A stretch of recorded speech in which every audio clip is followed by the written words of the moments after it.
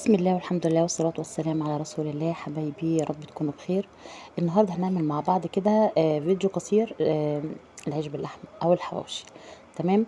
هنا العجينة جبت طبعا كيلو ونص من الدقيق، كنت مزودة الكمية شوية النهارده، وكيس خميرة ومعلقتين كبار سكر ورشة ملح، وحطيت له يجي معلقتين خل كده، و اللهم صل على النبي، يجي ربع كوباية زيت. هنا طبعًا معايا المقادير اللي هي اللحمة المفرومة، عليها بقدونس، بهاراتِك اللي أنتِ بتحبيها. جبت الفلفل مكعبات وقطعته مكعبات كده، الفلفل اللي هو الرومي، والصدوق نفس الحكاية، وعملت جبنة تركي برضه بالجبنة، جبنة تركي بالفلفل الكوبي أو الرومي. هنا العجينة كانت حلوة جدًا معايا ما شاء الله.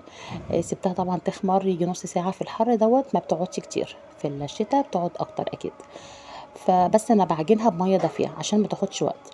هنا بقى إحنا طبعًا خلاص كده بنقفّل. طبعًا عملت فيديو قصير بس كده، يعني نبذة عن لإن أنتم عارفينه، العيش باللحمة عملته كذا مرّة وأنتم طبعًا شاطرين، كل حاجة عارفينها ما شاء الله. بُصّوا، بعد كده بنفرد زي ما أنتِ عايزة، وبعد كده بتروحي حاطة الصدق بقى، اللحمة زي ما أنتِ عايزة. هنا لمّا طلع، بس أنا صوّرت بالمقلوب، مش عارفة بقى إيه بقى، معلش يعني عادي، عادي. ما تنسوش بقى تحطوا اللايك وصلوا على الرسول، اللهم صل وسلم على سيدنا محمد عليه أفضل الصلاة والسلام. سلام.